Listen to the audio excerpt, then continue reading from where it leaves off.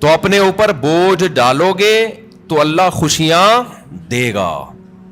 وہ بوجھ کیا ہے؟ نماز کا بوجھ ڈالو, رشتہ داروں کے حقوق ادا کرنے کا بوجھ ڈالو, ذمہ داری اٹھاؤ گھر کی, بھئی میری ذمہ ان کو کھلانا.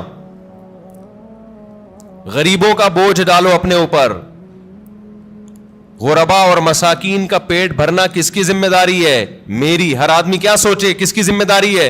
میری ذمہ داری ہے. روح پہ جتنا بوجھ ڈالیں گے. روزہ رکھنا یہ کس کی ذمہ داری ہے؟ یہ میری, مجھے رکھنا پڑے گا. ہم بچپن میں دیکھتے تھے, تصور نہیں تھا روزہ چھوڑنے کا. اب لوگ کیا کر رہے ہیں؟ اللہ کی خاطر چند گھنٹے بھوک اور پیاس برداشت نہیں ہو رہی. تم یہ دیکھو حکم کس کا ہے. کتنے بڑے بادشاہ نے جو تمہیں پورے سال کھلاتا ہے. ہمارے لبرل لوگ نا اپنے آپ کو کافر پہ قیاس کرتے ہیں. یار انہوں نے مذہب سے بغاوت کر کے اتنی ترقی کر لی تو ہمیں رمضان کے روزوں کی کیا ضرورت ہے؟ بھائی انہوں نے مذہب سے بغاوت کے ساتھ خدا سے بھی بغاوت کی ہے. یہ ذہن میں رکھو, خدا اپنے باغیوں کو معاف نہیں کرتا. یہ تو دارالامتحان ہے. لا یغررک تقلب الذین کفروا فی البلاد. قرآن کہتا ہے جو اللہ کے نافرمان ہیں ان کی زمین میں عیش و عشرت دیکھ کر تم کبھی بھی متاثر مت ہو, یہ تمہیں دھوکے میں نہ ڈال دے. متاع قلیل, یہ دنیا کے چند دنوں کے چند ٹکے ہیں, یہ کچھ بھی نہیں ہے. ثم مأواہم جہنم, اس کے بعد ان کا ٹھکانہ کیا ہے؟ جہنم کی آگ ہے. تو ابھی سے نیت کر لے, رمضان میں انشاءاللہ بھرپور طریقے سے روزے رکھیں گے, ایک روزہ بھی ضائع نہیں کریں گے. وقتی ٹینشن ہے روزہ رکھنے میں, لیکن نبی صلی اللہ علیہ وسلم نے فرمایا للصائم فرحتان, روزے دار کو اللہ دو خوشیاں دیتا ہے. ایک خوشی تو آخرت میں ملے گی جنت کی صورت میں, ایک خوشی افطار کے وقت. سارا دن آپ اپنے کھانے پینے پہ کنٹرول کرتے ہیں. دیکھو کھانے پینے پہ کنٹرول کرنے میں صرف یہ ٹینشن نہیں ہوتی بھوک اور پیاس کی, بڑی ٹینشن یہ ہوتی ہے کسی کام میں دل نہیں لگتا انسان کا. روزہ رکھے نا کوئی بھی کام تمیز سے ہوتا نہیں, عادت ہی نہیں ہے. جن لوگوں کو صبح ناشتے کی عادت ہے, ناشتہ کر کے آفس جاتے ہیں, بڑے فریش ہوتے ہیں, وہ ناشتہ کیے بغیر جا رہے ہوتے ہیں. جن لوگوں کو عادت ہے شام کو سٹا لگانے کی, چائے و پینے کی, وہ بغیر چائے کے. تو زبان خشک اور وہ آہستہ آہستہ, باڈی کی تو ضرورت نہیں ہوتی اتنا کھانے پینے کی, لیکن عادت. تو لائف کہتے ہیں نا بورنگ لائف ہو جاتی ہے, بور ہونا شروع ہو جاتے ہیں, کسی کام میں دل نہیں لگ رہا. لیکن جب اللہ تعالی ہمیں افطاری کے دسترخوان پہ بٹھاتے ہیں, چند نوالے پیٹ میں اترتے ہیں, کیسی طبیعت فریش ہو جاتی ہے.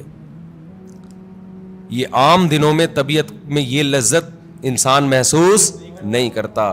تو اللہ نے کیا فرمایا, نبی نے کیا فرمایا کہ ایک روزے دار کو جو خوشی ملے گی وہ آخرت میں ملے گی, اور ایک خوشی دسترخوان پہ جب وہ افطار کرتا ہے وہ بھی بڑی مزے کی خوشی ہوتی ہے. اور میں آپ سے ایک گزارش کرتا ہوں, اس کا مذہب سے براہ راست تعلق نہیں ہے, میڈیکل سائنس سے ہے, لیکن مذہب بھی صحت کو کی ترغیب دیتا ہے نا صحت بنانے کی. رمضان میں ایک کام آپ کر لیں, تھوڑا کھانے پینے پہ کیا کر لو میرے بھائی, کنٹرول کر لیں. ہوتا یہ ہے کہ صبح سحری سے لے کے رات تک مغرب تک جب ہم بھوکے پیاسے رہتے ہیں, ہماری باڈی کا فیٹ ختم ہونا شروع ہوتا ہے, باڈی نتھرنا شروع ہوتی ہے, جسم کی زکوٰۃ نکلنا شروع ہوتی ہے, جسم فریش ہونا شروع ہوتا ہے. اس کے بعد جو حساب کتاب افطار کے وقت میں پھوڑنا پھاڑنا ہوتا ہے, اس سے باڈی کی ایسی کی تیسی ہو جاتی ہے. رمضان میں ہارٹ اٹیک کے واقعات میرا خیال ہے عام دنوں سے زیادہ ہی ہوتے ہیں. بھائی اللہ میاں نے کھانے کی چھٹی دی ہے, پھوڑنے کی چھٹی, کھانے اور پھوڑنے میں کیا ہے بولو, فرق ہے. نبی صلی اللہ علیہ وسلم نے فرمایا بدترین برتن جس کو بھرا جائے نا وہ انسان کا پیٹ ہے. کوئی برتن فل بھرا ہوا اللہ کو اتنا برا نہیں لگتا جتنا انسان کا پیٹ برا لگتا ہے اللہ کو. میں نہیں کہہ رہا کہ حرام ہے زیادہ کھا لیں آپ, حلال حرام کی بات نہیں ہے, ناپسندیدہ شریعت کی نظر میں بہرحال ہے, حرام نہیں ہے. اب آپ کہیں گے بھوکے پیاسے بھی کھانے بھی نہیں دے رہے اللہ میاں, ابھی بھی پابندیاں لگا رہے ہیں. اللہ پابندی نہیں لگا رہا, لگا کھا لو, پھوڑ دو, جتنا پھوڑنا پھوڑ دو, پڑے ہوئے خود ہی ہو گئے نا, پھوڑ دو, حرام نہیں ہے لیکن پسندیدہ کام نہیں ہے.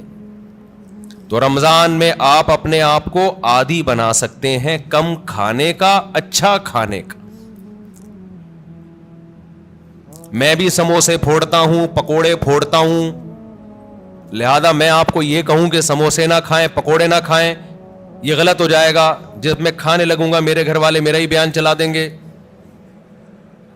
کہ آپ خود لوگوں کو بول رہے ہو کہ سموسے مت کھاؤ اور خود کیا کر رہے ہو, کھا رہے ہو. لہذا میں ایسی بات کیوں کروں جو میں خود نہیں کر رہا. لیکن ہم سب مل کے عزم کر لیتے ہیں آپس میں کہ تھوڑا کیا کریں گے, کنٹرول. میں بھی کوشش کروں گا. اب گھر والے کہیں گے بیان دیکھو, میں کہا میں نے کوشش کا وعدہ کیا تھا, تو کوشش ہی تو ہو رہی ہے کہ میرا ہی بیان مجھے ہی سنایا جا رہا ہے. کوشش کی جا سکتی. سموسے بھی کھا لیں اعتدال سے. میں نے بہت دیکھا ہے لوگوں کو افطاری میں بہت زیادہ پھوڑتے ہیں, مسائل کھڑے ہو جائیں گے آپ کے لیے. شربت پہ شربت پیے جا رہے ہیں, چینی کے نا پیے جا رہے ہیں, کولڈ ڈرنک پہ کولڈ ڈرنک پیے جا رہے ہیں. اچھا کمال کی بات یہ کہ افطاری میں طبیعت سے پھوڑتے ہیں, پھر نماز کے بعد آ کے کھانا کھاتے ہیں. یہ آج تک کم از کم میری کھوپڑی میں یہ چیز نہیں آئی کہ اب کھانا کیسے کھا رہے ہو یار. یا تو ایک کھجور سے روزہ افطار کیا ہوتا ہے, نماز پڑھ کے آگے کھانا کھاتے ہیں. یہ بہت جگہ ہم نے دیکھا ہے, افطار پارٹیوں میں بھی ہوتا ہے. پہلے افطار پارٹی میں کیک, پیسٹریاں, سموسے, پکوڑے اور چکن اور کیا کچھ ہوگا, وہ کھانے کے بعد چلو جی اب جماعت سے نماز پڑھے, اب کھانا لگا ہوا ہے. اب مجھے کہہ رہے تھے وہ کھانا لگا دیا. کھانا یہ کیا کھایا ہم نے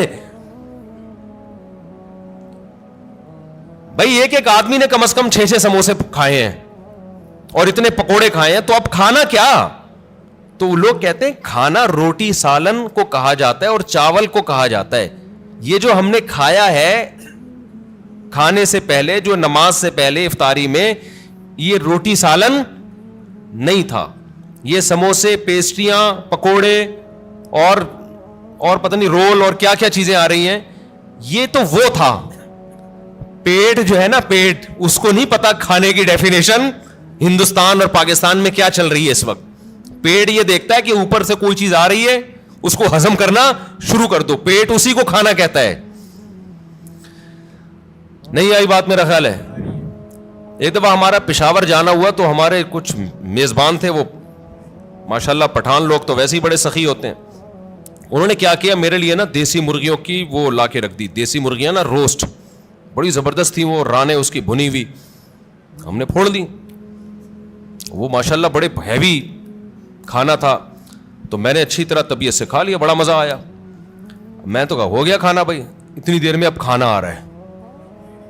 اب میں مجھ پہ نا, کیونکہ وہ پھر کھلاتے بھی زبردستی ہیں, مجھ پہ راشا تاری ہو گیا. میں نے کہا اللہ خیر کرے اب کیا ہوگا. انہوں نے کہا وہ سب کھانا. میں نے کہا بھائی ہمارے اندر تو طاقت نہیں ہے. انہوں نے کہا تمہارے باپ کو بھی کھانا پڑے گا. ان کا یہ الفاظ نہیں تھے, لیکن اسٹائل اسی قسم کا تھا. وہاں ایسا نہیں ہو سکتا کہ کھانا آئے اور آپ نہیں کھاؤ. پھر ہم نے کھایا, تھوڑا سا کھایا. تو افطاری میں کیا کر رہے ہوتے ہو بھائی؟ تو آپ بہترین, آپ تجربہ کر کے دیکھ لو میرے مشورے پر. افطاری میں شربت نہ پیو. میں آپ کو بتا رہا ہوں, آپ کا دماغ ایسا فریش ہو جائے گا نا, آپ کہو گے واہ مزہ آ گیا بھائی. اکثر آپ نے دیکھا ہوگا افطاری کرتے ہی لوگ ٹن ہو جاتے ہیں, دیکھا ہوگا نا. مغرب کے بعد گھر جاتے ہیں, بستر سے اٹھا ہی نہیں جاتا. پھر تراویح میں ایسے جھوم رہے ہوتے ہیں جیسے جن پر لگتا ہے کسی نے کوئی قبر سے مردہ اکھاڑ کے لا کے یہاں کھڑا کر دیا ہے. یہ حالت ہوتی ہے. آپ کو جو نیند آتی ہے نا, میٹھا کھانے سے آتی ہے, خوب سمجھ لیں, کارب لینے سے آتی ہے. آپ اپنی خوراک میں کاربوہائیڈریٹ کو کم کر دیں, آپ فریش بھی ہوں گے, نیند بھی نہیں آئے گی, جسم کو طاقت پوری ملے گی. آپ افطاری میں تجربہ کر کے دیکھ لیں, میٹھے میں صرف کھجور کھائیں آپ افطاری میں, اس سے نیند نہیں آئے گی. کھجور میں کوئی الگ ٹائپ کا میٹھا ہوتا ہے. آپ نے افطاری میں شربت نہیں پینا, آپ نے افطاری میں روٹی چاول نہیں کھانے, تھوڑے سے کھا لیں آپ, زیادہ نہیں کھائیں. کھجور کو فوکس کریں آپ, جو چنے کی چاٹ وغیرہ ہے نا اس کو فوکس کریں, وہ کھائیں, پیٹ بھی بھر جائے گا آپ کا. سفید چنا نہیں آتا اور کالا چنا, اس کی کوئی مزے کی چاٹ یا لوبیا کی چاٹ بنا کے وہ پھوڑ دیں آپ, پیٹ بھی بھرے گا آپ کا. لیمن پی لیں, لیمن, لیمو کا تھوڑا سا, بے شک تھوڑی بہت چینی ڈال, وہ بغیر وہ اس کے پیا نہیں جاتا, شہد ڈال دیں اس میں تو زیادہ اچھا ہے, وہ پی لیں آپ اپنے خرچے پہ. یہ سارے کام اپنے خرچے پہ کرنے ہیں, ایسا نہ ہو مجھے فون کر رہے ہو ہم نے آپ اتنا کچھ انتظام کر لیا ہے پیسے بھجوا دیں. تو کھجوریں پھوڑ دیں آپ افطاری میں, اور چاٹ واٹ سے پیٹ بھر لیں آپ, یہ چنے کی چاٹ وغیرہ سے نا, دہی بڑے وغیرہ سے, اس سے پیٹ بھر لیں آپ, تو آپ کو نیند نہیں آئے گی, آپ فریش ہو جاؤ گے, طاقت بھی پوری ملے گی آپ کو. اور یہ جو افطاری کر کے ٹن ٹن سے گھوم رہے ہوتے ہیں نا, اور تراوی میں بھی ادھر ادھر جھوم رہے ہوتے ہیں, یہ کیفیت آپ کی نہیں ہو. تو اس رمضان میں کوشش کر لیں روٹی چاول تھوڑا کم کر دیں, میٹھی چیزیں تھوڑا کم کر دیں. ہاں میٹھے میں کھجور کھا لیں آپ, اس سے انشاءاللہ کچھ نہیں ہوگا بلکہ فائدہ ہی ہوگا. تو یہ تھوڑا سا اس دفعہ ہمارے مشورے پہ آپ کنٹرول کر کے دیکھیں, مزہ نہ آئے پیسے واپس. تو آپ کو لگے گا آپ کی نگاہیں روشن ہو گئی ہیں, دماغ فریش ہو گیا ہے, آپ کا حافظہ اور اچھا ہو گیا. میں نے تجربہ کیا, میں ہوائی باتیں نہیں کر رہا.